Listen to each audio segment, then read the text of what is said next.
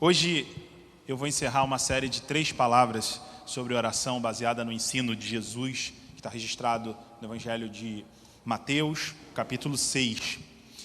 Eu sei que já faz um longo tempo, né? Eu acho que já tem 1 mês e meio desde a última vez que eu estive aqui, e que muitas coisas provavelmente já foram esquecidas e por isso a gente vai relembrar, mas eu espero que você tenha entendido e assimilado a profunda associação que há entre a palavra de Deus e a oração. Na primeira exposição, nós definimos que a oração é uma resposta verbal à revelação de Deus através da sua palavra. Deus se revela através da sua palavra e nós respondemos por meio da oração. Mas a relação entre a palavra e a oração não se restringe meramente ao campo da conversa entre Deus e os homens, ou seja, da iniciativa divina de se autorrevelar por meio da sua palavra e da resposta humana através da oração. Não se restringe só a isso. A Bíblia não apenas nos instiga, nos convoca a dar essa resposta a Deus por meio da oração, mas a Bíblia também nos ensina como devemos fazer isso. Ou seja, a Bíblia nos ensina como orar. É um manual que nos revela como nós devemos orar se queremos orar segundo a palavra de Deus. Então a gente está olhando para a Bíblia como a autorrevelação de Deus que comunica o seu caráter através dessa escritura para nós e que nos ensina também a orar. A gente está lendo a Bíblia com o objetivo de aprender com Jesus a orar. Na parte que antecede a oração do Pai Nosso, que foi o foco da primeira palavra que trouxe aqui, Jesus nos apresentou 2 modelos a não serem seguidos, 2 modelos ruins de oração. O modelo do hipócrita e o modelo do pagão. O hipócrita é aquele que ora para ser admirado ou louvado pelas pessoas, que tem em mente a exaltação dos homens. O pagão é aquele que ora para obter bênçãos, que enxerga a oração como um grande baú de promessas, de bênçãos e riquezas da parte de Deus. Tanto o pagão como o hipócrita cometem o mesmo erro ao orar. Deus não é o foco nem de um nem de outro. As orações do pagão e as orações do hipócrita são um produto de uma religiosidade autocentrada. Eles é que estão no centro das suas orações. Na mentalidade do pagão e do hipócrita, o importante é o que eu quero, quando eu quero, como eu quero. Esses tipos de oração não têm o favor de Deus. Quando você ora como um pagão ou como um hipócrita, não espere que Deus responda às suas orações. E na parte introdutória, Jesus não só nos revelou esses modelos negativos de oração, o modelo do pagão e do hipócrita, mas ele também nos revelou o contraponto, ou seja, um ideal da oração. Jesus nos exortou a orar em secreto, direcionando verdadeiramente a nossa oração a Deus e não a pessoas ou não coisas. Deus deve ser o fim e o propósito de toda oração. Não ser admirado por pessoas, não receber coisas, mas conhecer mais a Deus. Jesus também ensinou que a gente deve orar confiantes na bondade e na soberania de Deus, sabendo que Deus é um Pai que ouve as nossas orações e que sabe muito melhor do que nós aquilo que a gente precisa e que tem condições de nos dar aquilo que a gente precisa.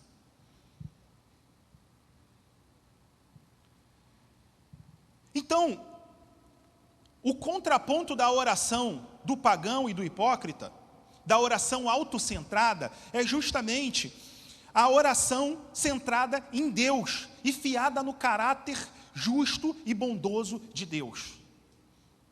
A oração é um meio pelo qual Deus reforma o nosso coração quando nos tira do centro e coloca Deus no centro.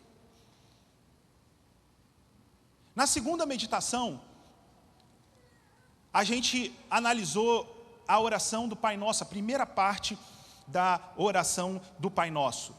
E nós vimos que toda a oração deve ser voltada para Deus, antes de tudo, em ações de graças e louvor por quem Deus é e por aquilo que Ele faz. É o que eu chamei de oração voltada para cima, a oração preocupada com a glória de Deus.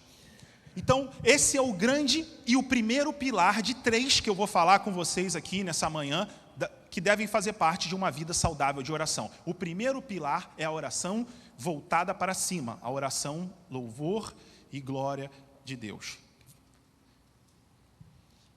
A oração do Pai Nosso, ela é voltada para cima e ela começa se dirigindo a Deus de uma forma que equilibra ao mesmo tempo intimidade e reverência.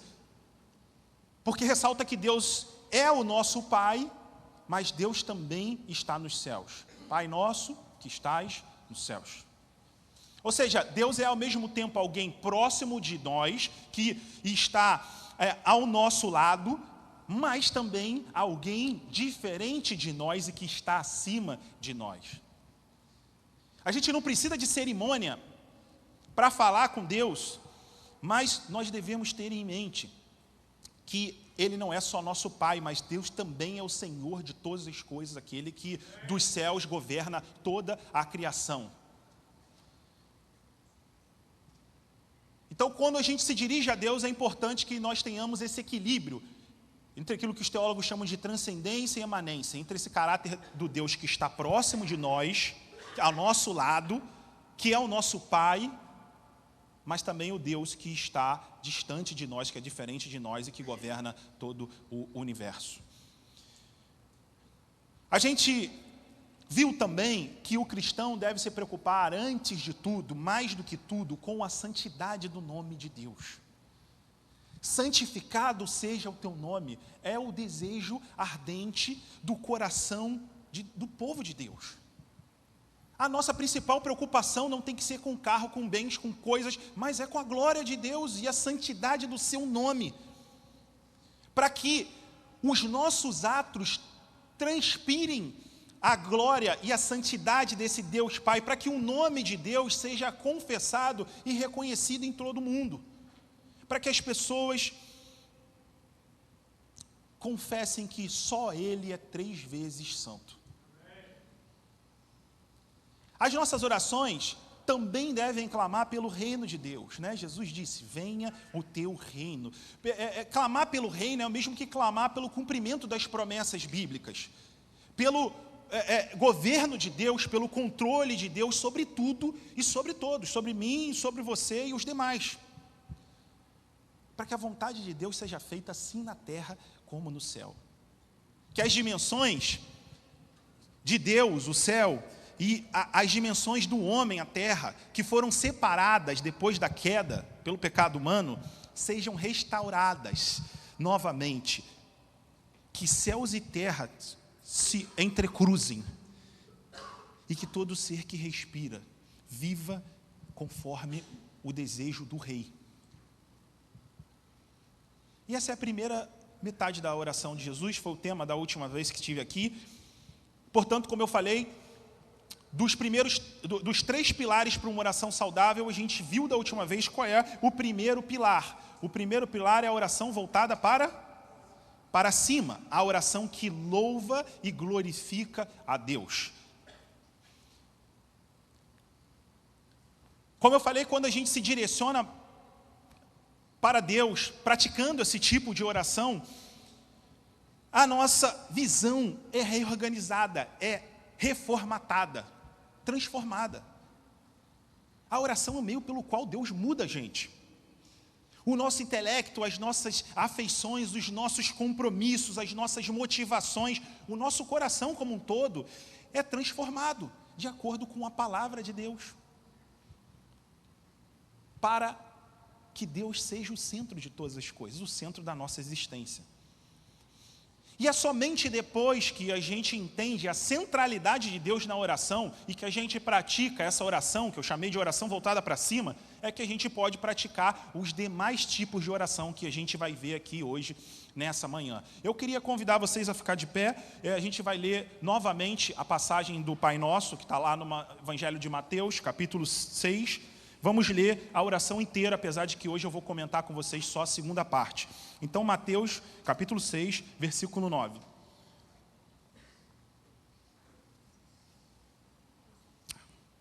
Vocês podem fazer essa oração juntamente comigo.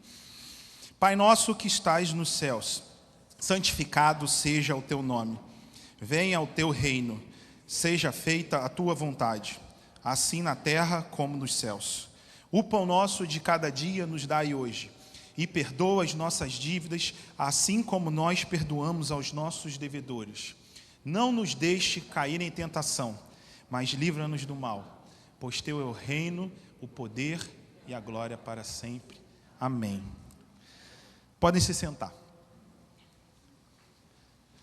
Senhor querido, eu te peço, revela-nos a tua vontade para nós a respeito da oração. Como nós precisamos aprender, Deus. Não viemos aqui, Deus, cheios de pressupostos, de argumentos. Nós viemos como aquele que quer aprender, Deus, pedindo ao Senhor que desnude a tua palavra, para que ela revele as nossas contradições, como eu falei mais cedo na escola dominical, para que ela revele os nossos problemas, para que ela nos direcione, Deus, para uma vida de oração que agrada verdadeiramente ao Senhor. Amém. Bom, gente, antes de qualquer coisa, como eu falei, a gente vai comentar a segunda parte da oração. Mas eu queria que você percebesse algo que perpassa toda a oração do Pai Nosso. A oração do Pai Nosso nos ensina a orar coletivamente. E ela faz isso em dois sentidos. Primeiro, essa oração aqui não foi feita a sós. Jesus não orou a oração do Pai Nosso sozinho, mas ele orou juntamente com os seus discípulos. Como eu já disse, quando Jesus falou que nós devemos orar em secreto, ele não estava contraindicando a oração pública. Muito pelo contrário, logo depois de falar isso, ele fez uma oração pública. Ele estava advertindo contra um tipo de oração que Jesus não quer que a gente siga, a oração do hipócrita. O hipócrita é aquele que não gosta de orar a sós, mas que gosta de orar em público, cuja oração não é direcionada a Deus, mas sim aos homens. O hipócrita é aquele que não busca agradar ao Senhor, mas busca o louvor das pessoas. E é por isso que ele só ora quando tem uma plateia, quando tem gente para assistir, quando tem gente para bater palma para ele. Mas a oração que Jesus fez, como vimos aqui, foi uma oração feita diante dos seus discípulos. Na verdade, ele estava ensinando os discípulos como deveriam orar. E, portanto, essa oração aqui ratifica, corrobora a importância da oração comunitária. Então, entendam, nós não devemos orar em público no sentido de apenas orar em público ou de gostar de orar quando estamos em público. A gente deve orar em todo tempo, em todo lugar, né? Não é isso que o Evangelho fala? A gente deve orar a Deus e não as pessoas. Mas quando a gente entende isso, é natural que a oração não faça parte apenas da nossa vida privada, mas que ela faça parte também da nossa vida comunitária.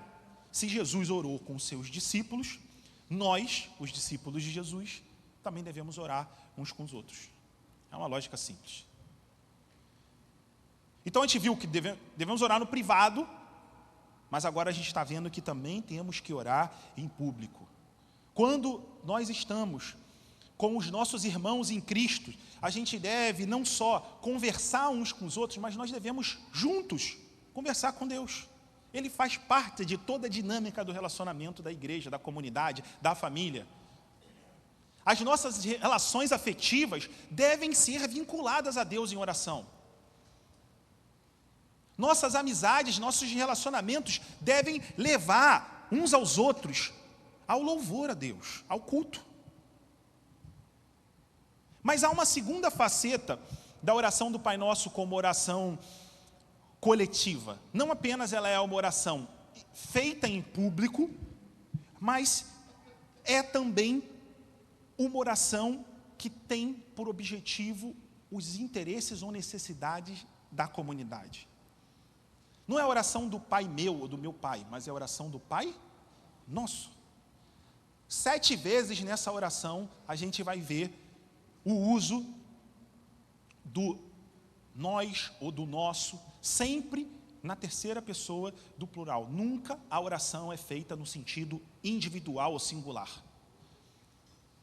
O pão nosso, o Pai nosso, as nossas dívidas e assim por diante. Então essa oração ela é coletiva, porque além de ser pública, é uma oração que não fala apenas das necessidades de uma pessoa. Ou seja, Jesus não estava orando por si na frente das pessoas, mas ele estava orando pelas pessoas com as pessoas. A oração do Pai Nosso é uma oração pública que envolve os interesses e necessidades da comunidade. Certo? Uma oração comunitária pela comunidade.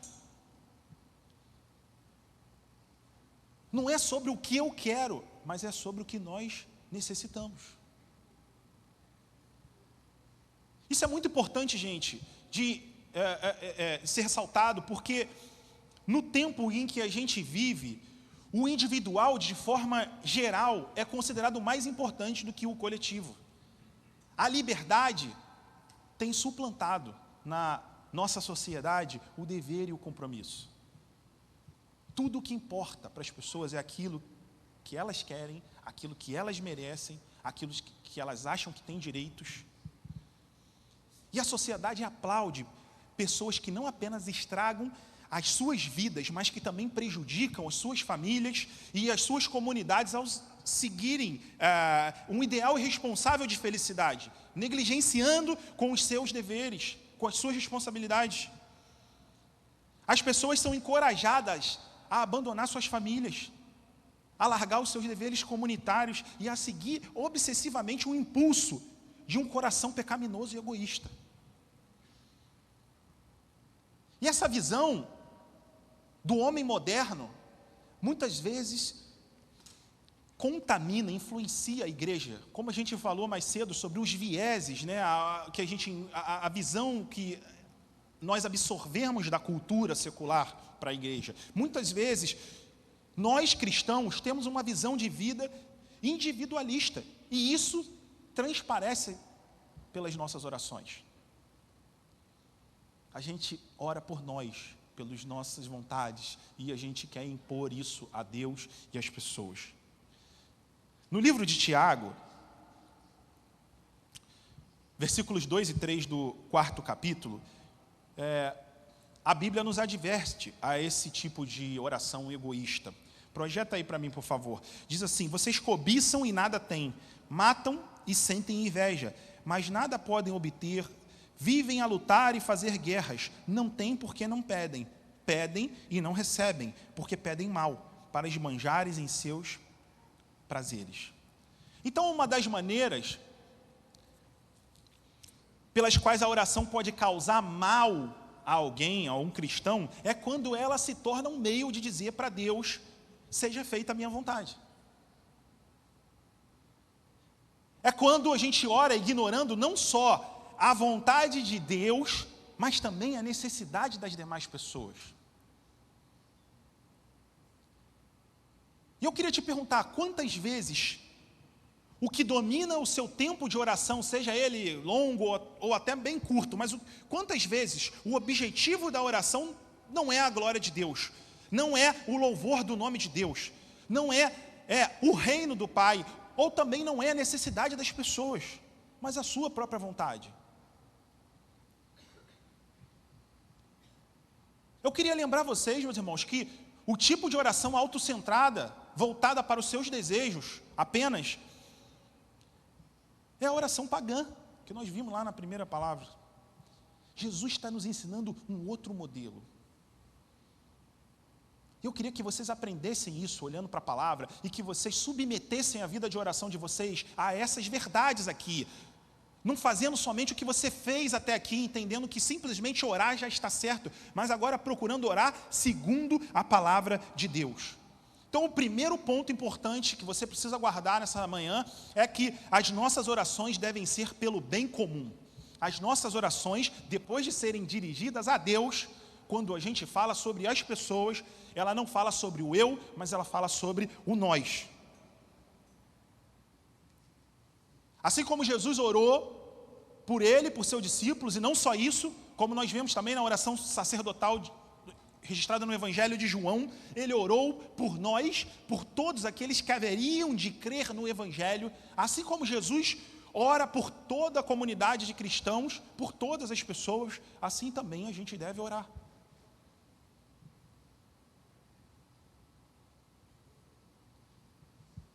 Nós temos que nos lembrar na nossa vida de oração de valores que foram esquecidos ao longo do tempo, como comunidade, compromisso, lealdade, dever, responsabilidade. Quando a gente aplica isso a uma vida de oração, ela se torna um antídoto, um remédio contra o egoísmo, contra uma vida autocentrada, voltada para si, autoabsorvida. Então, a primeira grande coisa que vocês precisam de entender é isso. Essa é uma oração coletiva em dois objetivos, em dois sentidos. Primeiro, porque ela é feita diante das pessoas. Segundo, porque ela envolve as necessidades das pessoas. E então Jesus continua, depois de falar sobre a glória do reino de Deus, a santidade de Deus, a vontade de Deus, a clamar para que o reino de Deus venha na terra como no céu. Então ele continua agora olhando de forma diferente para as necessidades humanas. Ele diz: o pão nosso de cada dia nos dá hoje. Depois que o nosso coração já foi realinhado pelo primeiro pilar da oração, a oração voltada para cima, a oração que tem como objetivo glorificar Deus, orar pela santidade de Deus, então nós estamos prontos para olhar por um outro ângulo, para praticar um tipo diferente de oração. A gente sabe que não devemos viver para os ídolos desse mundo, dinheiro, sexo, prazer e etc. Mas nós temos necessidades, e as necessidades não devem ser desprezadas na nossa oração. Mas agora, a oração que olha pelas necessidades, ela clama por pão, não clama por caviar ou picanha. É uma oração cujo termo pão é uma metáfora para as nossas necessidades, não para luxos, para necessidades, é para a provisão que a gente precisa para viver. Jesus está nos ensinando, por meio dessa oração, que nós temos que orar pelo suficiente, pela provisão, pelo sustento. Não só isso, Jesus não ora apenas pela necessidade, mas Jesus também não ora pelo pão de amanhã, ou de depois de amanhã, ou de daqui a muitos anos. Ele não ora pela aposentadoria dele, Jesus está orando pelo pão de hoje, pela necessidade de agora. Porque o pão de amanhã vai ser o alvo da oração de amanhã. Hoje a preocupação é com o pão de hoje. Quantas vezes nós vivemos uma vida de aflição pensando nas provisões do futuro? Paulo, em 1 Timóteo, capítulo 6, versículo 8, afirma: tendo sustento e com que nos vestir, estejamos contentes. No entanto, muitos, por não confiarem na provisão de Deus de cada dia, por não confiarem que Deus vai nos dar aquilo que precisamos, dedicam as suas vidas a acumular bens. A paz de espírito é relacionada a uma garantia, a garantia de uma conta bancária cheia, de provisão para muitos dias. As pessoas pensam que vão descansar verdadeiramente quando tiverem uma certa quantidade de dinheiro ou uma aposentadoria específica. E elas substituem Deus pelo dinheiro. O problema, gente, não é guardar o dinheiro, evidentemente. O problema é confiar no dinheiro. É colocar o dinheiro no lugar que só Deus deveria estar. A Bíblia, além de nos dizer que o dinheiro não é capaz de nos garantir nenhum futuro, nos afirma que nada, nem ninguém, além do Deus verdadeiro, pode nos trazer garantia de segurança futura. Só Ele é capaz. Só Ele pode prover. Então a gente ora pelo pão de cada dia, no entendimento que nós não somos capazes de obtê-lo se Deus não nos abençoar. Só Deus é capaz de prover aquilo que a gente precisa.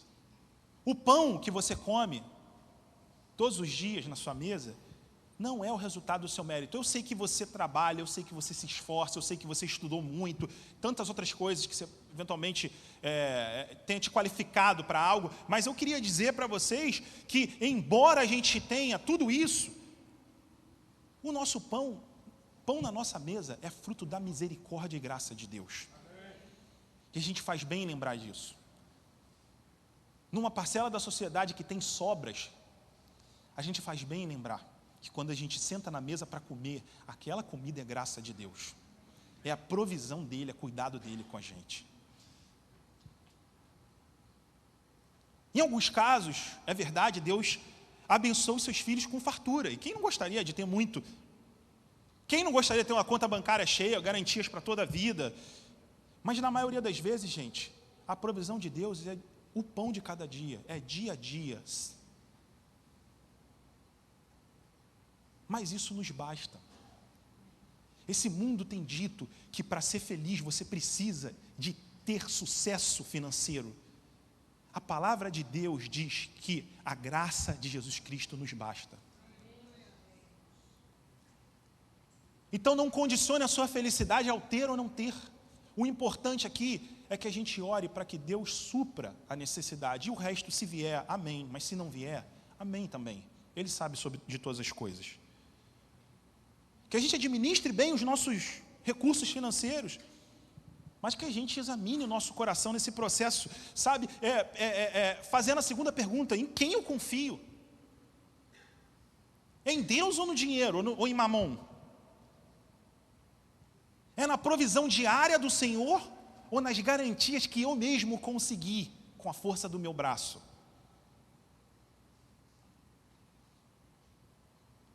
Essa petição do pão nosso de cada dia, além de tudo isso que eu falei, ainda tem uma outra dimensão, uma faceta social, porque para que todos recebam o pão de cada dia, é necessário que haja uma distribuição justa dos mantimentos, das provisões. É profundamente lamentável, irmãos, que mais de 1 bilhão de pessoas vivam abaixo da linha da pobreza, que mais de meio bilhão viva abaixo da linha da extrema pobreza. Mais de meio bilhão de pessoas vivem com menos de $2 por dia para comer, para fazer tudo. Enquanto que algumas poucas pessoas acumulam bilhões de dólares em contas que nunca serão gastas para bem de nada. É uma tragédia e fruto do pecado que mais de 20 mil pessoas morram todos os dias de fome, enquanto muitas pessoas, inclusive nós, em muitos casos, desperdiçamos quantidades enormes de comida. Então a gente tem que orar pelo pão e entender essa dimensão social, mas a gente também tem que agir para mudar essa realidade. Do contrário, nós somos hipócritas. Aquele que ora pelo pão nosso, pelo nosso alimento, pela provisão de Deus, obviamente tem o dever de repartir aquilo que Deus lhe deu com aquele que não tem. Na maioria das vezes, irmãos, a resposta da oração que um cristão faz pelo pão de cada dia não vem de uma forma sobrenatural, como a gente muitas vezes gostaria que viesse, mas vem através de meios ordinários, vem através dos seus servos. Muitas vezes, os cristãos são a resposta das orações dos cristãos. Aquele que está precisando clama, e Deus levanta alguém para partilhar. Então essa oração pressupõe um coração que está disposto a dividir aquilo que Deus lhe deu. É isso que você tem que ter em mente quando você ora pelo pão de cada dia. Jesus continua dizendo: perdoa-nos as nossas dívidas, assim como nós também temos perdoado aos nossos devedores. E essa segunda petição que a gente está vendo nessa manhã, ela diz respeito aos relacionamentos, tanto ao nosso relacionamento com Deus, como também aos nossos relacionamentos uns com os outros. No que diz respeito a Deus, a gente confessa os nossos pecados, as nossas ofensas, a nossa culpa. Todo aquele que se aproxima do Deus que é 3 vezes santo, santo, santo, santo, se depara com o próprio pecado. Um cristão que não é convicto do seu pecado não conhece verdadeiramente a santidade de Deus.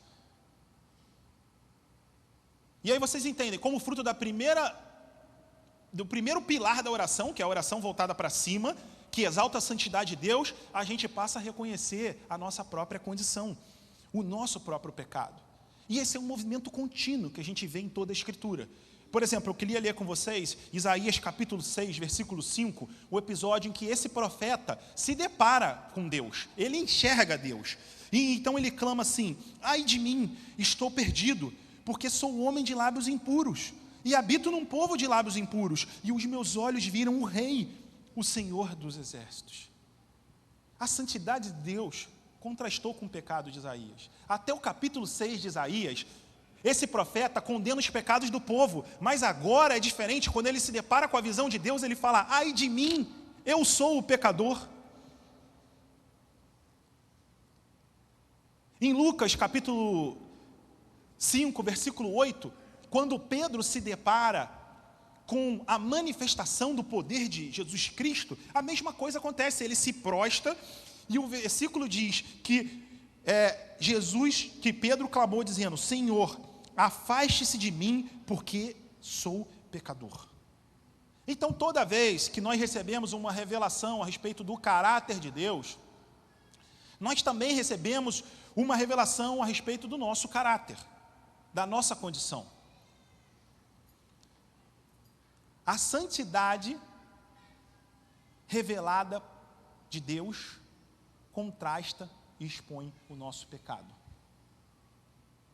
Então, quando a gente conhece a Deus, nós somos tomados de um sentimento de insuficiência, de inadequação, de incapacidade. E então a gente é levado a confessar os nossos pecados a Deus, a clamar pelo perdão que é imerecido. Nós somos salvos exclusivamente pela graça, mediante a fé, e isso não vem de nós, é dom de Deus. A salvação é fruto do caráter bondoso e misericordioso de Deus, não vem de nós.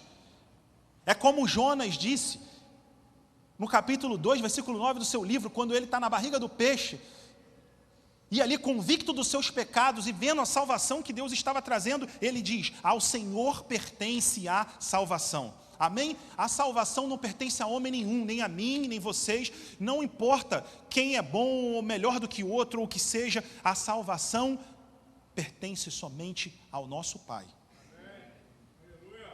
Então, o que nos diz respeito, quando lemos a palavra de Deus e enxergamos a santidade de Deus, nós devemos também enxergar o nosso próprio pecado e confessá-lo diante de Deus. Mas eu falei que essa segunda petição que a gente está vendo, ela não fala só sobre a nossa relação com Deus, mas também a nossa relação com as pessoas. No que diz respeito aos homens, a gente assume o compromisso de perdoá-los assim como nós fomos perdoados por Deus. O perdão que a gente estende para o próximo é uma evidência da graça de Deus que operou em nós. Em Mateus capítulo 6, que a gente leu agora, eu só vou reler novamente, não precisa nem de abrir não. Capítulo 6, versículo 14 e 15, está no final da oração. Jesus ressalta assim: porque se perdoarem aos outros as ofensas deles, também o Pai de vocês que estará no céu perdoará vocês. Se, porém, não perdoarem aos outros as ofensas deles, também o Pai de vocês não perdoará as ofensas de vocês. Então Deus está prometendo que não perdoará aqueles que escolherem a amargura, o ressentimento, a falta de perdão, ao invés de perdoar os outros. Porque a recusa em perdoar é uma rejeição deliberada da graça de Deus. Aquele que escolhe manter o seu coração fechado para com o irmão, está cuspindo na cruz de Cristo. E vai lidar com as consequências, é sobre isso que Jesus está falando. Com isso eu não estou querendo simplificar o grande problema de perdoar alguém que te fez mal. Às vezes o perdão é um processo, nem sempre é uma coisa que acontece de um momento para o outro, nem sempre é espontâneo. ou agradável. No entanto, nós cristãos devemos alimentar esse desejo de perdoar a todos mediante as nossas orações, como Jesus fez aqui. Então, se você tem uma dificuldade de perdoar um irmão, que você coloque isso em oração diante de Deus. A graça de Jesus que te perdoou também pode fluir através da tua vida para o perdão ao próximo. Então Jesus prossegue dizendo: não nos deixe cair em tentação. Não é não nos deixe ser tentados. As pessoas muitas vezes confundem isso. É não nos deixe cair em tentação. A palavra, no original grego, que é traduzido como cair, ela significa levar para dentro, ou introduzir, ou conduzir. O foco não está na tentação propriamente dita, mas no cair em tentação, no sucumbir à tentação.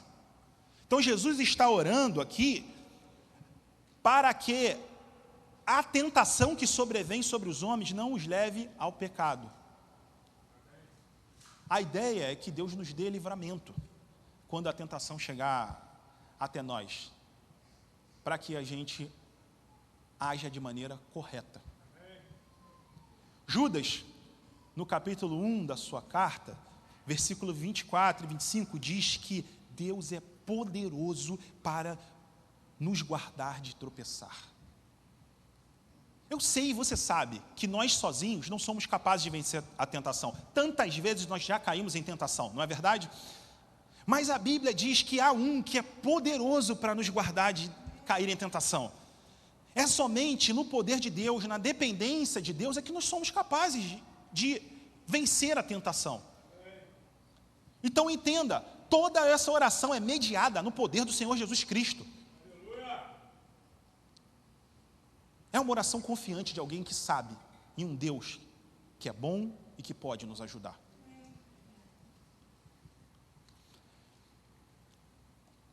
Então, nessas duas últimas petições, perdoa as nossas dívidas e não nos deixe cair em tentação, Jesus olha para o passado e olha também para o futuro. Porque o perdão dos pecados que foram cometidos clama por graça para o passado, certo? Para aquilo que a gente já fez de errado. Mas o pedido, não nos deixe cair em tentação, clama por graça para o futuro.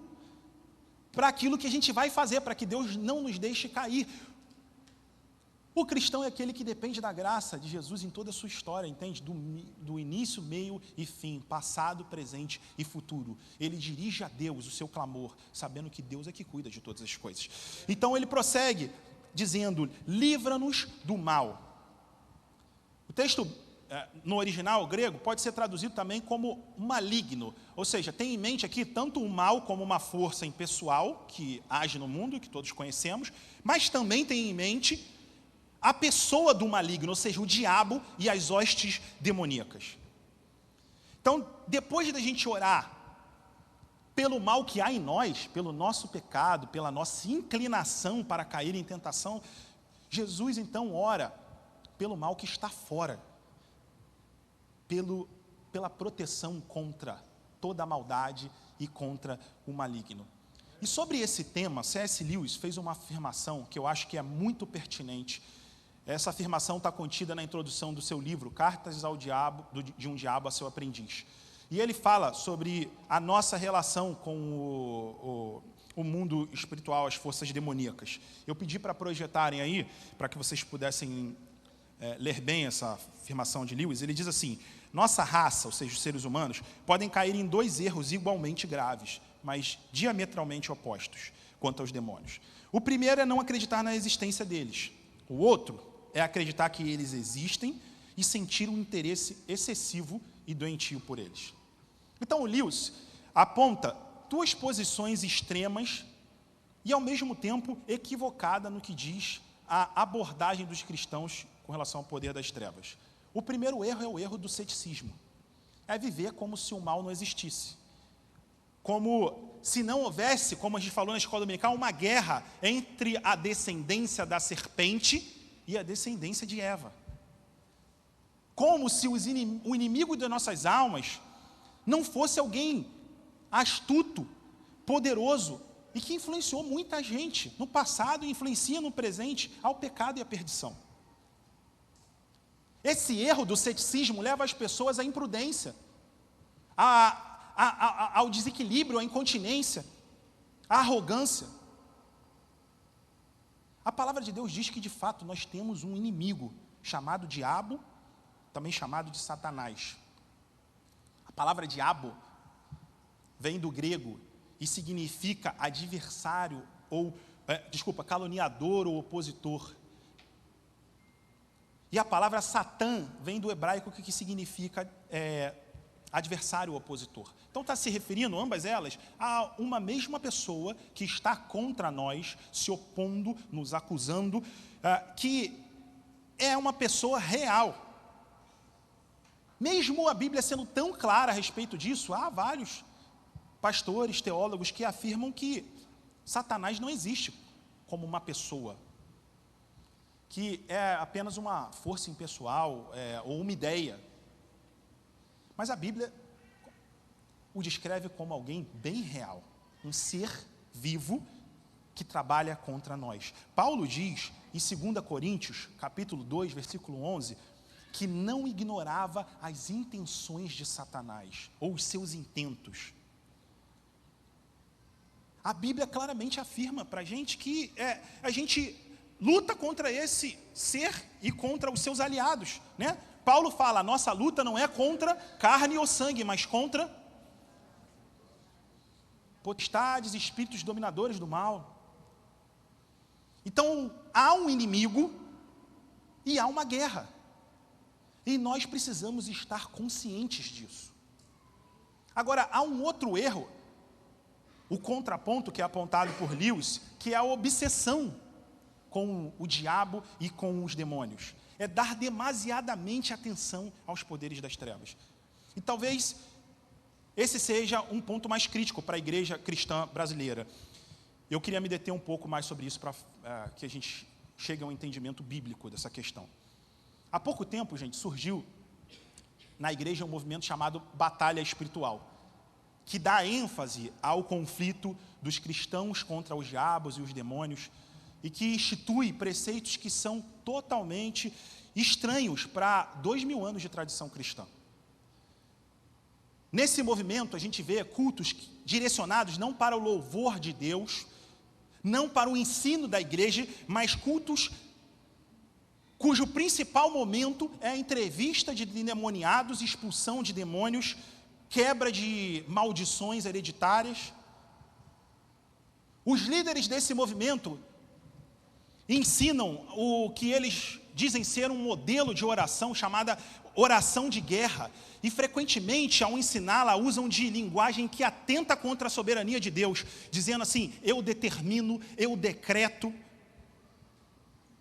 Ensinam sobre mapeamento espiritual, apontando que há entidades específicas que agem em determinados contextos, em cada local, esfera ou família, e que o papel do cristão é discernir ou receber uma revelação a respeito de qual é a entidade que está dominando sobre esse lugar, para que então a gente possa orar contra ela e amarrar essas entidades. E eu me pergunto, diante de tudo isso, aonde está a centralidade do Evangelho em cultos que se dedicam a falar e orar contra demônios e o próprio diabo? As orações desses líderes que enfatizam a questão da batalha espiritual não são direcionadas principalmente a Deus, como eu falei, mas são focadas no diabo, na atuação demoníaca, em repreender o poder das trevas e assim por diante.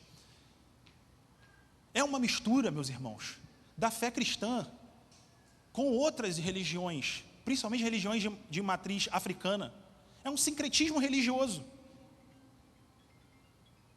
que desconsidera grande parte do ensino bíblico a respeito de oração e enfatiza apenas algumas passagens que são tiradas de contexto para atingir os seus fins. E fazem aquilo que o C.S. Lewis acabou de nos advertir aqui, falando sobre um interesse excessivo e doentio pelos demônios. Então eu queria estabelecer com vocês alguns pontos que eu acho que são importantes nessa questão, para que a gente tenha uma visão madura e equilibrada a respeito da luta do cristão contra o mal e contra o maligno, evitando tanto esse extremo do ceticismo, com relação à existência do diabo e a sua pessoalidade, como também o outro extremo, que é a obsessão com o diabo ou com os demônios. Em primeiro lugar, a gente precisa entender que, apesar do diabo ser, de fato, o nosso inimigo, o diabo não é o arquirrival de Deus. Ele é um servo de Deus. Amém? Entenda isso. O diabo é um servo de Deus. Nas palavras de Lutero, o diabo é um cão na coleira de Deus. O diabo só age quando Deus permite e como Deus permite. A gente precisa se livrar de uma ideia dualista que afirma ou que subentende que Deus e o diabo são dois opostos equivalentes e que Deus precisa da sua ajuda para que ele vença a batalha, como se a sua oração fosse determinante para a vitória de Jesus Cristo. A batalha já foi ganha na cruz, meus irmãos. Isso deve trazer paz para o nosso coração. No fim, Deus irá destruir seus inimigos sem levantar um dedo sequer. Não é isso que a Bíblia fala? Em Apocalipse diz que ele simplesmente vai destruir os seus opositores por meio da sua palavra. Então o diabo, ele é o arquirrival dos homens, da igreja, mas ele é servo de Deus. Em segundo lugar, a gente deve lembrar que Cristo nos libertou do mal que nos dominava, da servidão do pecado e da morte. Em 2 Coríntios, capítulo 5, versículo 17, Paulo fala: se alguém está em Cristo é nova criatura ou nova criação. As coisas velhas se passaram e tudo se fez novo. Então, gente, nós que estamos em Cristo não temos nada mais a ver com a nossa vida diante de Cristo. Os senhores que dominavam sobre nós e que certamente nos levariam ao destino de morte, agora não tem mais poder sobre nós. A Bíblia afirma que a humanidade é dividida em duas partes, então. Aqueles que estão debaixo do jugo do pecado e da maldição, da ira de Deus, e aqueles que estão debaixo da bênção, do sangue de Jesus Cristo que nos lava dos pecados e dos efeitos do pecado. O cristão está livre da maldição. Amém? Não há maldição sobre nós. Não tem maldição hereditária sobre o cristão. Não há nada que possa resistir ao poder do sangue de Jesus Cristo. Muitas vezes é um problema de coração, que está divorciado do Evangelho, que se distancia de Deus. Mas o cristão não tem maldição. O diabo não tem poder sobre nós.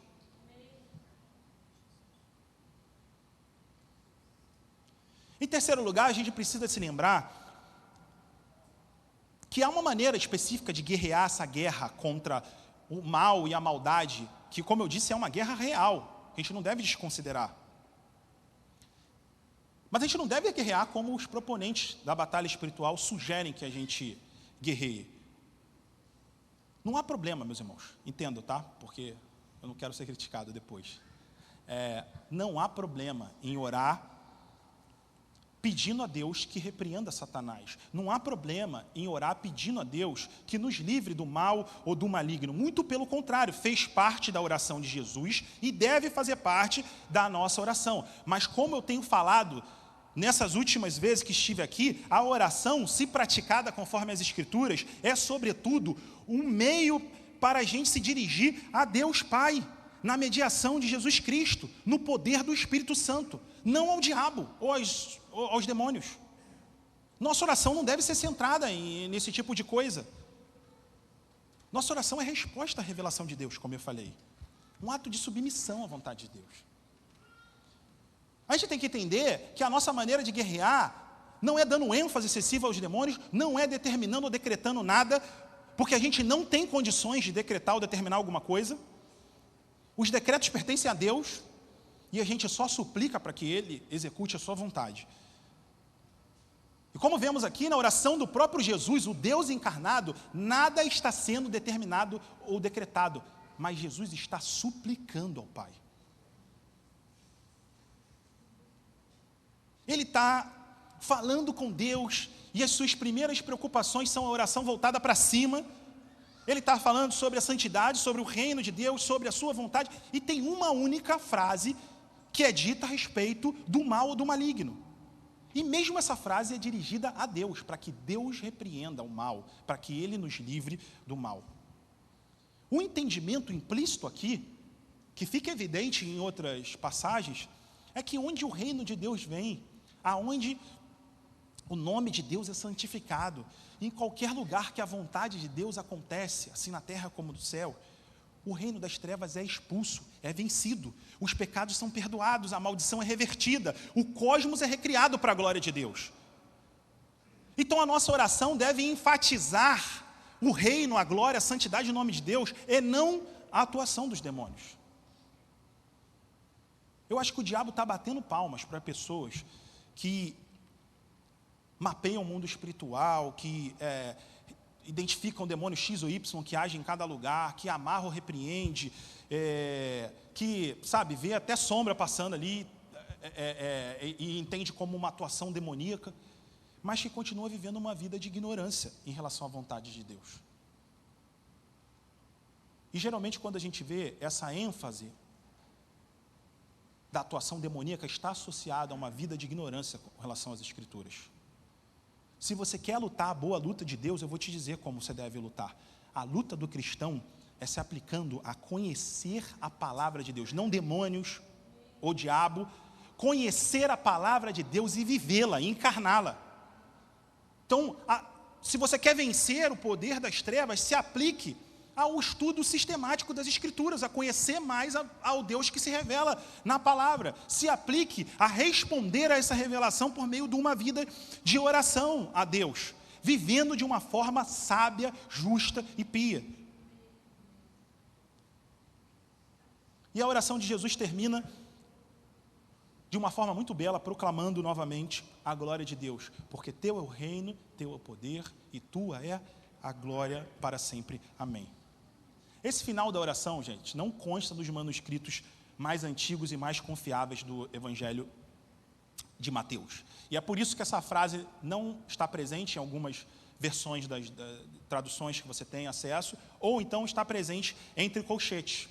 Toda vez que você vê um texto entre colchetes, é porque esse é um texto contestável, que possivelmente não fazia parte dos manuscritos originais, chamados de autógrafos. Ou seja, não estava presente quando o livro foi originalmente escrito. O que acontece é que desde os primeiros séculos, no período da igreja primitiva, apostólica, os cristãos tinham o hábito de repetir fórmulas de louvor para encerrar suas orações. Então, provavelmente, alguns escribas, quando foram copiar os manuscritos de Mateus, influenciados pela prática da igreja de, depois da oração do Pai Nosso, recitar uma nota de louvor, uma doxologia, que é essa aqui, porque teu o reino, o poder e a glória para sempre, eles acabaram adicionando isso no texto bíblico. Isso não é um grande problema para a gente, porque essa sentença final, ela está em concordância total com o restante do ensino bíblico. Inclusive, há uma passagem em 1 Crônicas, capítulo 29, versículo 11, que contém uma afirmação muito parecida com essa. Uma oração de Davi, e que Davi fala sobre o poder, a honra e a glória, muitas vezes traduzida como magnificência de Deus. Ou seja, essa oração aqui era feita pelos cristãos, pela comunidade de fé, né? Eles terminavam com essa nota de louvor ao Senhor. Então, depois que a gente desce as nossas necessidades, os nossos problemas, as nossas limitações, nós declaramos, por último, a suficiência divina. É tudo de Deus, amém? Você e eu que temos o que somos, é tudo dele. O reino é dele, mais de ninguém. O reino não é meu, o reino não é seu, o reino não é diabo, não é dos demônios, o reino é somente de Deus. O poder pertence a Ele e a nenhum outro. Não há forças contrárias que possam ameaçar o controle de Deus sobre a nossa vida e sobre a história como um todo. Só Deus é digno de glória e de exaltação. Nós temos que nos humilhar diante de Deus e reconhecer a sua magnificência. Então, na segunda parte da oração, a gente é convidado a ir do eu, do que eu quero, do que eu preciso, para ir por nós. As nossas necessidades, os nossos pecados. A gente é convidado a sair de uma busca frenética por segurança em bens materiais e entrar no descanso da confiança da provisão diária de Deus. A sair do medo do mal para a fé no poder de Deus, na supremacia de Jesus Cristo. E essa oração, então, contém 3 tipos básicos de oração, que eu chamei de 3 pilares de oração. Até agora eu falei explicitamente de um, que é qual? A oração voltada para cima, né? A oração que entroniza e glorifica a Deus. Eu fiz aqui uma arte aí para vocês compreenderem aqui de uma forma melhor, mas o primeiro pilar e mais importante, central, fez parte da primeira metade da oração. Não foi o objetivo nosso hoje falar sobre isso, eu só recapitulei. É a oração voltada para cima, a oração que é o louvor e ações de graças ao próprio Deus, por o que Ele é e por aquilo que Ele faz. Como eu disse da última vez, esse é o pilar central. E é o pilar que nos leva aos outros 2 pilares. Então, quando você orar, você deve se preocupar sempre com essa primeira ênfase da oração, a oração voltada para cima. A glória de Deus, o nome de Deus, a santidade de Deus deve ser o motivo principal da gente orar. E há outros 2 tipos, então, de oração, que eu gostaria de chamar de oração voltada para dentro, que é a oração de confissão de pecado, que segue ao autoexame quando a gente lê a Bíblia. Você vê a santidade de Deus revelada na Escritura e ela também te revela o seu pecado. E por causa disso, a gente confessa e se arrepende. Então, toda a palavra de Deus revela algo a respeito de Deus e revela também algo a respeito de nós, a respeito da santidade de Deus e a respeito dos nossos pecados. Eu pedi na última vez que vocês lessem a Bíblia e sempre procurassem encontrar nela aquilo que a Bíblia diz a respeito de Deus para que a gente possa adorá-lo. É o primeiro pilar da oração. Lembrando que a oração é uma resposta verbal à revelação de Deus. Então, orar para que, confessando aquilo que você enxergou a respeito do caráter justo, santo e bondoso de Deus. E eu espero que vocês estejam fazendo isso. Mas agora eu queria complementar, então, com esses 2 outros pilares, né? A Bíblia nos fala não só a respeito de Deus, como eu falei, mas a respeito de nós. Toda a seção bíblica, todo o conjunto mínimo de passagens ali, que forma um todo coerente, uma unidade, que é chamado pelos teólogos de perícope, toda a seçãozinha dessa deve nos comunicar algo a respeito de Deus e algo a respeito de nós mesmos. Se você não está identificando isso na Bíblia, é porque talvez você precise de ajuda para ler a Bíblia. A respeito de Deus, para que a gente possa adorá-lo, e a respeito de nós, para que a gente possa se arrepender. Então nós devemos procurar na nossa leitura sempre identificar essas 2 revelações de Deus e do homem, para depois então colocá-las diante de Deus em nossa oração, adorando a Deus pelo que Ele é e confessando os nossos pecados. A oração voltada para cima, para a glória de Deus, e a oração voltada para dentro, para o reconhecimento do nosso pecado. E por último, tem um terceiro pilar de uma vida de oração saudável, que é a oração voltada para fora, a súplica e a intercessão que se concentram na necessidade não do eu, mas da comunidade, como a gente viu. Pelo pão, para que Deus nos preserve na hora da tentação, para que Ele nos livre do mal, para que Ele perdoa os nossos pecados. Esse terceiro pilar da oração, ele também, assim como o segundo, é consequente ao primeiro. Ver a grandiosidade de Deus nos leva à dependência dEle, a reconhecer que só Ele pode. E quando a gente reconhece isso, então a gente pede àquele que pode. Vocês estão entendendo? Então, esses são os 3 pilares. Eu quero que, realmente, eu vou mandar isso lá no grupo de avisos. Eu queria que você, quando abrisse a sua Bíblia, amanhã de manhã e todos os dias, se pudesse pensar nisso. Você lê a Bíblia e fala assim, olha, o que eu aprendi nessa passagem a respeito de Deus para que eu possa adorá-lo? E você comece a tua oração não falando sobre o que você quer, não expondo os seus sentimentos apenas, mas louvando a Deus pelo seu caráter santo, justo, imutável, eterno. E aí depois que você se pergunte também, o que eu aprendi nessa passagem a respeito de mim, para que eu possa confessar. E quando a Escritura mostra que você é egoísta, que você é mesquinho, que você é arrogante, que você é machista, que você é isso, aquilo, que você confesse isso diante de Deus e peça para que a luz do Evangelho, a luz de Jesus Cristo, te liberte dos seus pecados. E por último, depois de fazer isso, a gente não desconsidera que o cristão vive num mundo, faz parte de uma história, e a gente vai colocar as necessidades nossas diante de Deus, mas não é o eu, gente. Não é o eu, não é o que eu quero, é os interesses do povo de Deus, da sua família, da igreja, das pessoas de forma geral, daqueles que não conhecem a Deus. Que a nossa oração seja uma disciplina que reorienta a bússola do nosso coração para Deus. Não para nós mesmos, mas para Deus. Vivendo uma vida equilibrada. Então, nesse sentido que eu falei para vocês, que uma vida de oração ela deve estar vinculada a uma vida de leitura da palavra. Eu sei que muitas vezes a gente ora no meio do caminho, na hora do desespero, e eu não estou dizendo para você que se você não seguir esse modelo específico, tem algum problema com a tua oração. Mas eu queria incentivá-los a, na devocional de vocês, organizarem dessa forma a vida de oração de vocês. E eu tenho certeza que assim como acontece comigo, o Evangelho de Jesus Cristo vai iluminar o nosso coração e permitir que a gente seja mais parecido com Ele, porque esse é o final, é o objetivo de tudo. Amém?